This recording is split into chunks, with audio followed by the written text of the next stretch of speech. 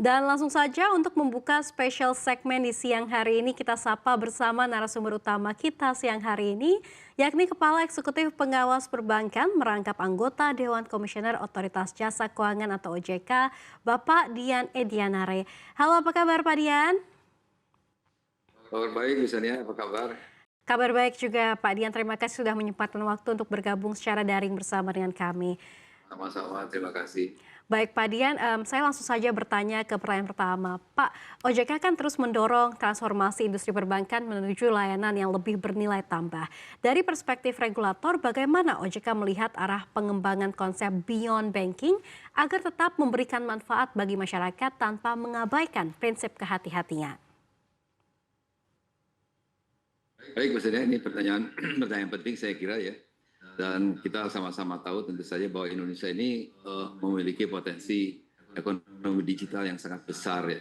Dan orang sering mengkaitkan dengan pasca pandemi ya, COVID-19 bahwa ini digitalisasi ini kemudian terakselerasi ya, menjadi suatu keniscayaan. Nah, tentu hal ini juga didukung ya dengan digital opportunity Indonesia yang sangat besar dan juga perlu dimanfaatkan oleh sektor keuangan ini khususnya perbankan.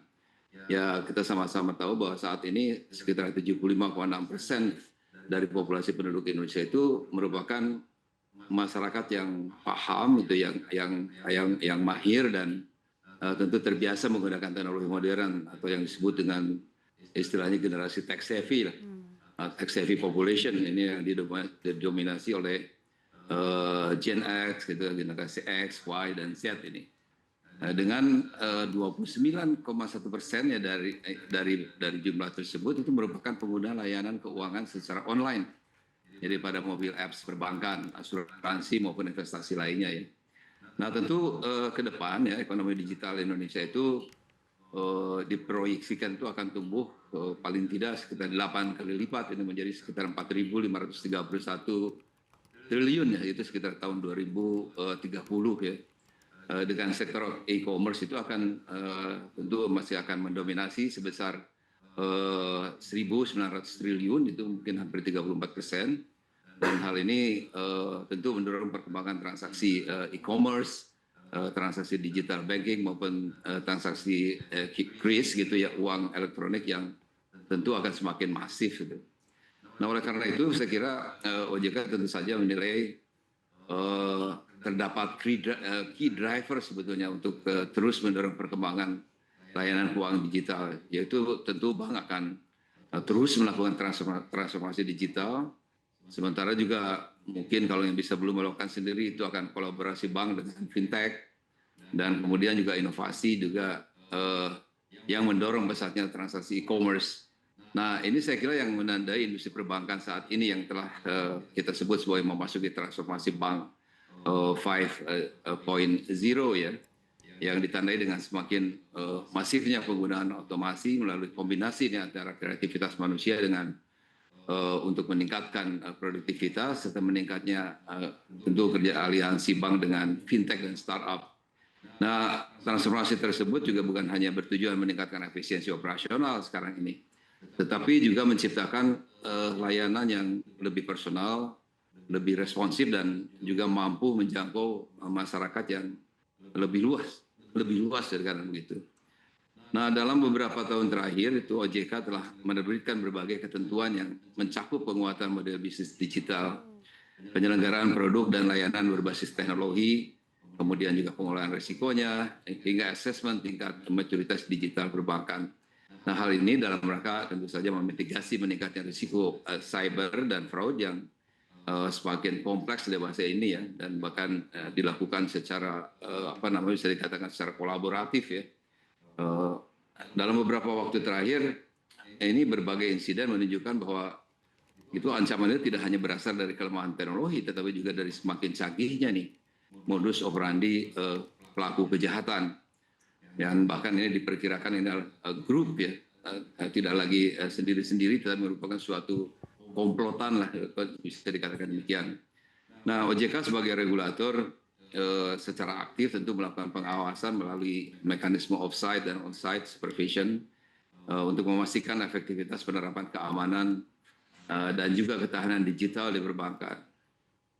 Diharapkan bahwa melalui pengawasan tersebut OJK itu bisa menguji kesiapan bank dalam menghadapi ancaman cyber, ya, kemudian juga mungkin melakukan evaluasi efektivitas pengendalian yang dimiliki, serta mengidentifikasi area yang memerlukan penguatan lebih lanjut. Setiap hasil pengawasan dan surat pembinaan yang disampaikan OJK itu ya, ditindaklanjuti ya serius, secara serius tentu saja oleh bank sebagai bagian dari upaya perbaikan yang berkelanjutan. Demikian misalnya, mudah-mudahan itu menjawab pertanyaannya. Baik Pak Dian, jadi memang di era perbankan yang sudah transformasi ini memasuki era 5.0 seperti yang disampaikan, OJK juga terus melakukan pengawasan dan juga pembinaan. Nah, Pak Dian, tentu kita tahu memang digitalisasi ini memungkinkan bank dan juga perusahaan jasa keuangan lainnya untuk menghadirkan layanan yang semakin personal melalui pemanfaatan data dan juga teknologi AI. Bagaimana Ya. OJK memastikan inovasi tersebut tetap berjalan seiring dengan perlindungan data pribadi, kemudian juga transparansi serta perlakuan yang adil kepada setiap nasabah? Baik, misalnya ini pertanyaan penting juga. Saya kira bahwa tentu ya tingginya minat industri perbankan terhadap pemanfaatan teknologi juga sekarang itu sudah mulai menerapkan artificial intelligence, itu menunjukkan bahwa sebetulnya teknologi itu tidak lagi dipandang sebagai inovasi masa depan, ya, melainkan juga memang telah menjadi kebutuhan bisnis saat ini dan akan menjadi semakin meningkat tentu saja di waktu yang akan datang. Tentu OJK menegaskan bahwa pemanfaatan artificial intelligence itu harus mampu juga mendorong efisiensi dan inovasi, tapi juga sekaligus menjaga kepercayaan masyarakat nih, dan memperkuat perlindungan konsumen, dan tentu mendukung inklusi keuangan yang berkelanjutan. Nah, OJK berpandangan bahwa keberhasilan implementasi AI itu pada industri perbankan tidak hanya ditentukan oleh kecanggihan teknologi, ya, tetapi juga oleh kualitas tata kelola yang mengaturnya. Oleh karena itu, bank wajib menerapkan tata kelola AI dengan mengedepankan prinsip responsible dan trustworthy artificial intelligence, yaitu kecerdasan artifisial yang dapat dipercaya, bertanggung jawab, transparan, dan tentu berorientasi pada kepentingan manusia. Ya. Prinsip-prinsip tersebut mengacu pada praktek internasional yang telah disesuaikan dengan nilai, norma, dan kebutuhan sektor perbankan Indonesia. Dengan demikian, tata kelola AI itu dapat menjadi acuan bersama bagi seluruh pemangku kepentingan dalam mengembangkan dan memanfaatkan teknologi ini secara konsisten dan berkelanjutan. Dan saya kira ini Indonesia merupakan salah satu negara yang paling duluan ya menerapkan pedoman untuk penerapan artificial intelligence itu secara responsible dan beretika gitu. Mungkin itu malah paling tidak saya kira di wilayah ini Indonesia adalah salah satu yang paling cepat menerapkan panduan yang sudah kita keluarkan sejak tahun lalu. Nah, di samping itu penerapan AI juga harus disertai dengan sistem manajemen risiko yang memadai. Saya kira ini inherent saja ya. Semakin luas pemanfaatan AI tentu semakin besar pula nih kebutuhan untuk memastikan bahwa teknologi tersebut itu tetap aman, adil ya, dapat dijelaskan tentu menghasilkan keputusan yang dapat dipertanggungjawabkan. Nah, oleh karena itu saya kira aspek keandalan, akuntabilitas, transparansi, keamanan data, dan mitigasi bias algoritma itu harus menjadi perhatian utama sejak tahap rancangan, pengembangan hingga implementasi dan pemantauan sistem artificial intelligence. Demikian, Mas.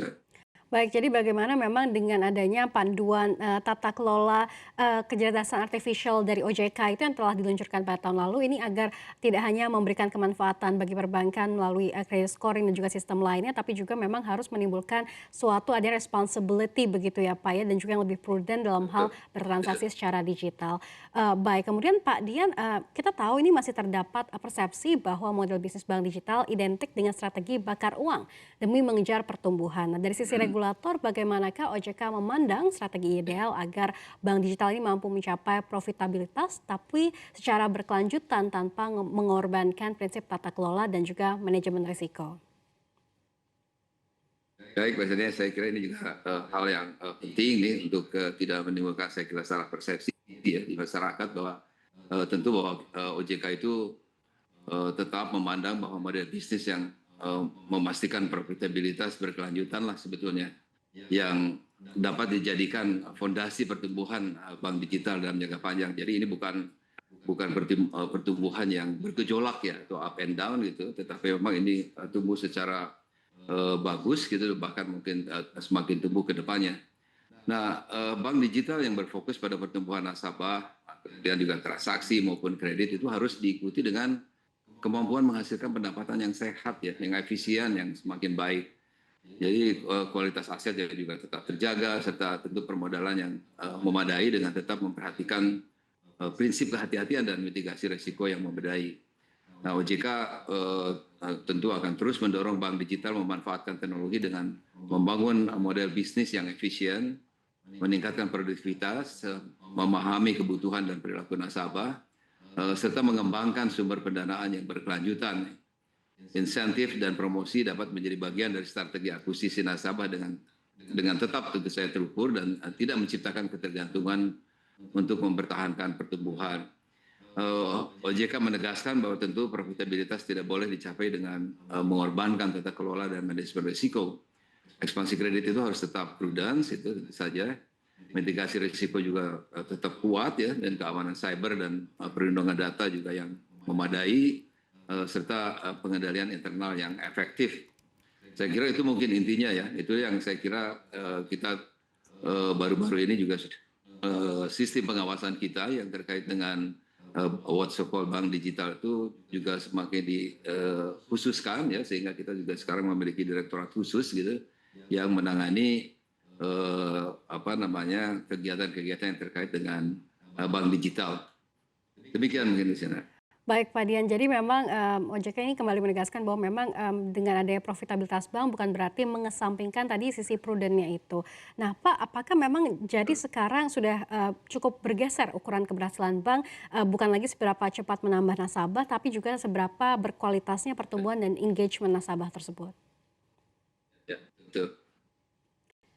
Oke, baik Pak. Kita ketahui juga ini digitalisasi UMKM dan berkembangnya ekonomi digital membuka peluang terhadap pembiayaan yang kita ketahui ini agar industri perbankan mampu menangkap peluang tersebut dan juga sekaligus menjaga penyaluran kredit kepada sektor new economy. Seperti apa Pak Dian? Baik Bu Sania, jadi saya kira kita memberikan perhatian terhadap UMKM ini cukup besar ya, dan tentu digitalisasi UMKM dan berkembangnya ekonomi digital itu sebagai suatu peluang ya, peluang besar untuk memperluas akses pembiayaan, khususnya bagi pelaku usaha yang belum sepenuhnya terlayani oleh perbankan. Nah, OJK tentu mendorong terus ya perbankan untuk memanfaatkan teknologi dan data secara optimal dalam proses kredit assessment ini melalui optimalisasi alternatif credit scoring. Ini termasuk data transaksi, arus kas ya, dan informasi relevan lainnya. Ya, sehingga bank itu dapat memperoleh gambaran yang lebih akurat yang mengenai profil dan kemampuan bayar calon debitur. Nah, dengan pendekatan tersebut, bank dapat memperluas pembiayaan kepada sektor yang disebut dengan ekonomi baru atau new economy secara lebih cepat dan efisien, tentu tanpa mengorbankan kualitas kredit. Saya kira kalau kredit terhadap UMKM ini tentu kita harus terus didorong karena peran UMKM yang sangat tinggi dan potensi yang masih sangat besar gitu kan, sebagaimana mungkin diketahui misalnya ya, kita baru kemarin ya kita melaksanakan UMKM Finance Summit ya, itu yang melibatkan hampir semua kementerian dan lembaga yang terkait ya, yang itu akan ada kesepakatan dari kita itu tentu saja untuk terus mendorong pertumbuhan kredit terhadap UMKM ini secara berkualitas ya, dalam pemahaman bahwa tentu keberhasilan UMKM menerima pembiayaan itu akan sangat tergantung dengan keberlanjutan usahanya atau pertumbuhan usahanya ke depan. Kemudian juga tentu ya dalam cara mencapai hal ini pada saat yang sama itu juga bank itu harus memiliki juga risk appetite dan risk tolerance yang jelas ya terhadap sektor-sektor ekonomi baru yang memiliki karakteristik berbeda dengan bisnis konvensional. Model bisnis, kemudian volatilitas pendapatan, ketergantungan terhadap platform digital, serta risiko operasional dan cyber itu perlu diperhitungkan dalam proses penyaluran kredit. Nah, OJK terus memastikan bahwa inovasi dalam pembiayaan perbankan itu tetap didukung oleh tata kelola, manajemen risiko, serta penerapan prinsip kehati-hatian dan pengendalian internal yang memadai. Dengan demikian tentu digitalisasi dan perkembangan ekonomi digital itu bukan hanya dapat memperluas akses pembiayaan, tetapi juga menjadi fondasi ya bagi pertumbuhan ekonomi yang lebih inklusif dan berkelanjutan. Demikian Bu Seni. Baik Pak Dian, jadi memang bagaimana UMKM ini semakin dibantu begitu ya pembiayaan oleh para perbankan, namun tentunya tidak mengesampingkan tadi prinsip prudent dari bank itu sendiri dan juga kualitas kreditnya seperti apa begitu ya dari sisi para UMKM sendiri yang tentunya diawasi OJK dan diberikan pembinaan serta tata kelolanya dari OJK.